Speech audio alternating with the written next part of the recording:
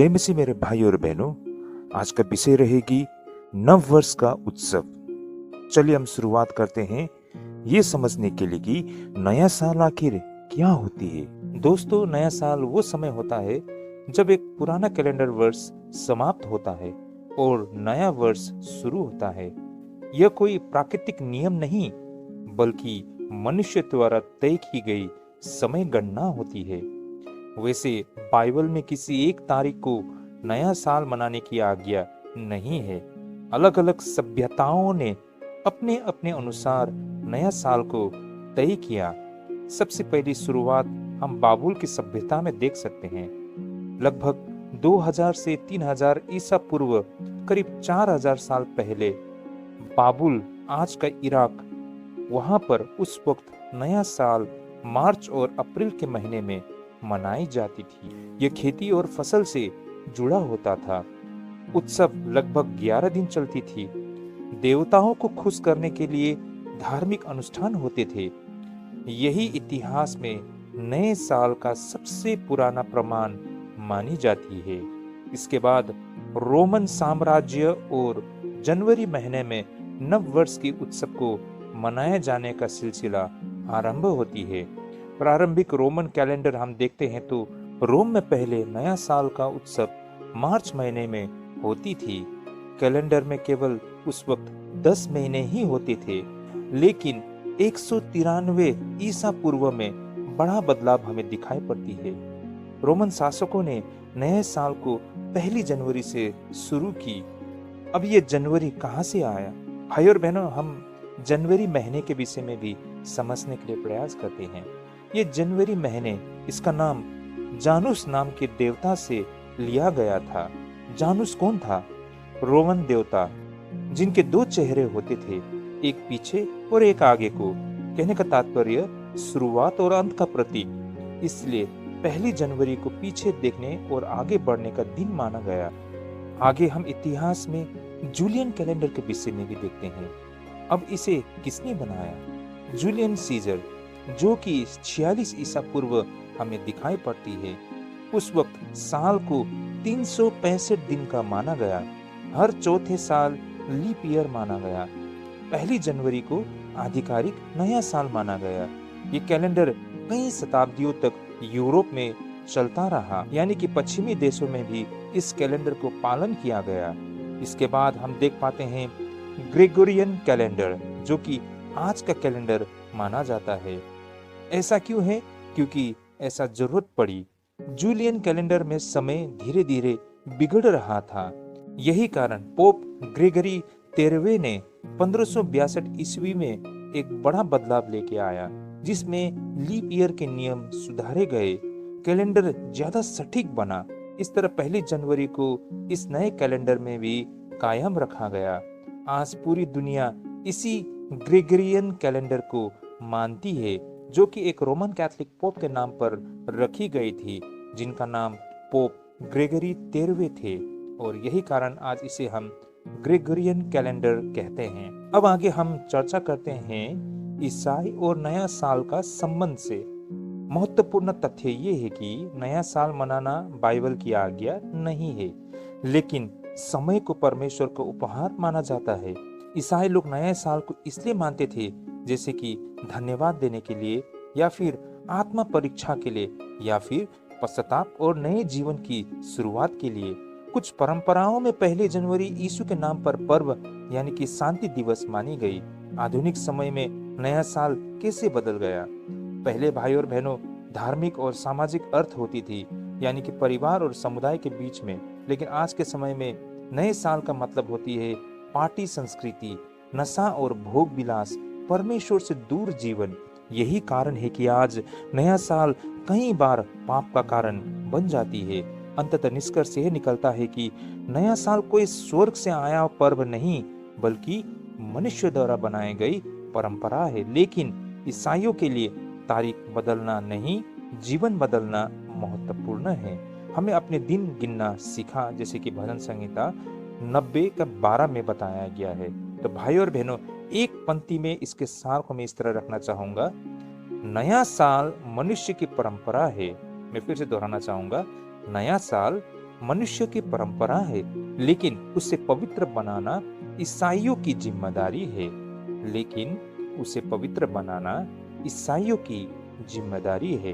तो भाई और बहनों, अब जानिए नया साल ईसाई धर्म का हिस्सा कब और कैसे बना। ये काफी रोचक है, आप सभी बने रहिएगा। इसका छोटा सा और सीधा सा उत्तर ये रहेगा, नया साल कभी ईसाई पर्व नहीं था, लेकिन समय के साथ चर्च ने 1 जनवरी को आध्यात्मिक अर्थ देना शुरू किया। अब इसे विस्तार से हम इस तरह समझ सकते हैं। पहला तो प्रारंभिक कलीसिया, जो कि पहले से लेकर 3री शताब्दी में हम देख सकते हैं। शुरुआती ईसाई रोमन नए साल से दूर रहा करते थे, क्योंकि हमने जैसा पहले भी सुना, 1 जनवरी यानी कि मूर्ति पूजक देवता जानुस से जुड़ी थी, यानी कि जनवरी महीने के नाम रोमन जानुस देवता के नाम से ली गई थी, जो कि नशा, अनैतिकता और मूर्ति पूजा से भरी होती थी। यही कारण प्रारंभिक ईसाई नए साल का उत्सव नहीं मानते थे। लेकिन बड़ा मोड़ रोमन साम्राज्य और ईसाई धर्म से होनी आरंभ होती है, जो कि हम 4ठी शताब्दी से देख सकते हैं। 313 ईस्वी में सम्राट कंस्टेंटाइन ने ईसाई धर्म को मान्यता दी। उस वक्त क्या हुआ था? ईसाई अब सताए नहीं जा रहे थे।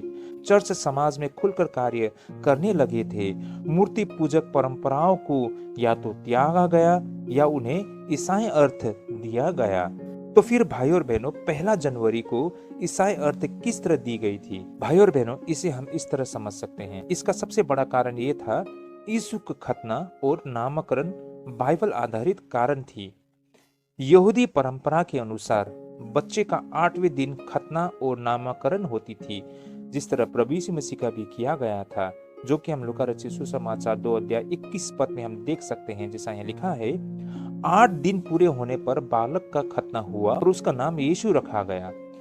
यदि प्रभु यीशु मसीह का जन्म अगर हम मान लेते हैं 25 दिसंबर को माना जाए, तो 8वें दिन पड़ता है 1 जनवरी। इसलिए चर्च ने 1 जनवरी को फीस्ट ऑफ द सर्कमसंस यानी कि बाद में feast of the holy name of Jesus के रूप में मनाना शुरू किया। तो इस तरह भाई और बहनों, 1 जनवरी को ईसाईकरण किया गया है। तो इस तरह से भाई और बहनों, 1 जनवरी नए साल की पार्टी नहीं बल्कि धार्मिक स्मरण बन गई। आगे भाई और बहनों, 18वीं शताब्दी आते आते हम देख सकते हैं वॉच नाइट प्रेयर की शुरुआत होते हुए, जिसे आज हम मिडनाइट सर्विस भी कहते हैं।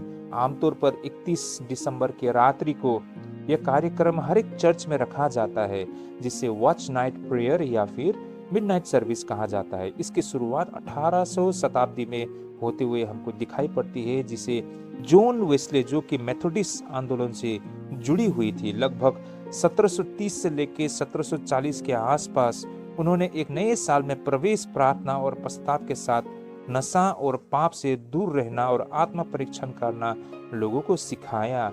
यहीं से चर्च में 31 दिसंबर की रात प्रार्थना सभा यानी कि वॉच नाइट सर्विस की परंपरा शुरू हुई, जो कि आज के समय में दुनिया का हर कोई डिनोमिनेशन, हर कोई चर्च इस परंपरा को मान रहे हैं। तो भाई और बहनों, आधुनिक समय में अब क्या होते हुए हमको दिखाई पड़ती है?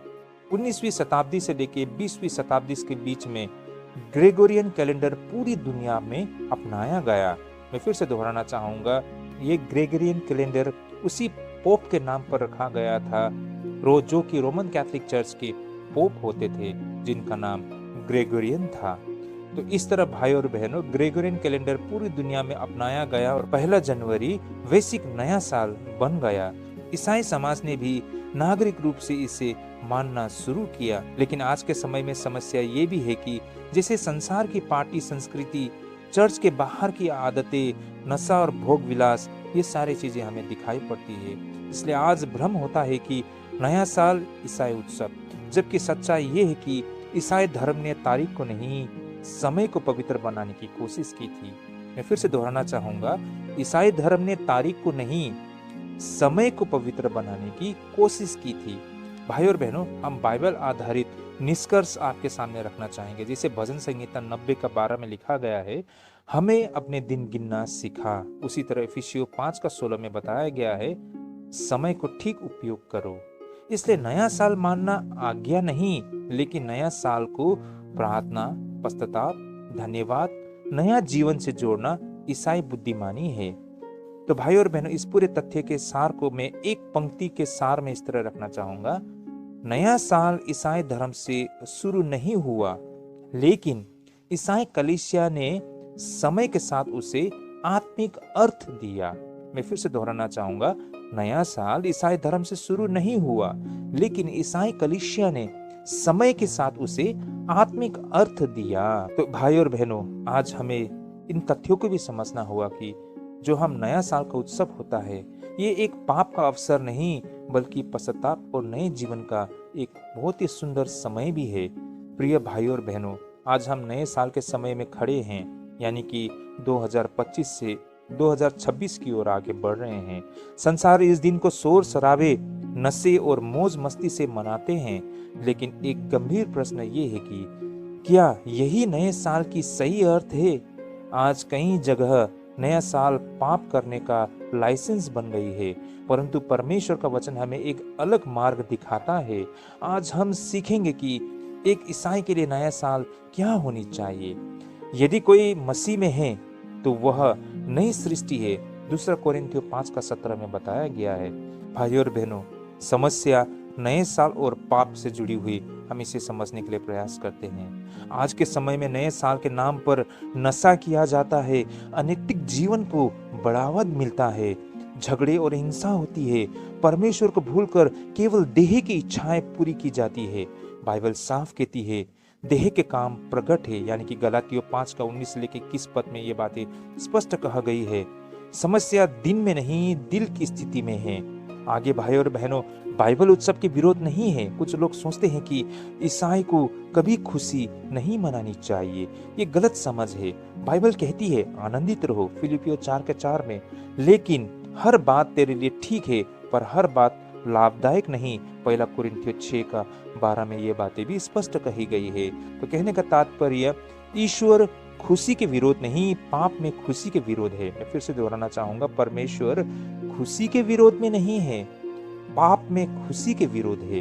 ये तथ्य को हमें स्पष्ट होना होगा। ईसाई और संसार में अंतर है भाई और बहनों। बाइबल हमें सिखाती है इस संसार के समान न बनो, रोमियो 12:2 में। यही कारण भाई और बहनों, ईसाइयों का जीवन अलग होना चाहिए, प्रकाश होना चाहिए, गवाही देना चाहिए। जब हम भी संसार की तरह ही नशा, अनैतिकता और पाप में डूब जाते हैं, तो हम मसीह की गवाही खो देते हैं। जैसा कि मत्ती रचित सुसमाचार 5:13 में बताया गया है कि तुम पृथ्वी का नमक हो।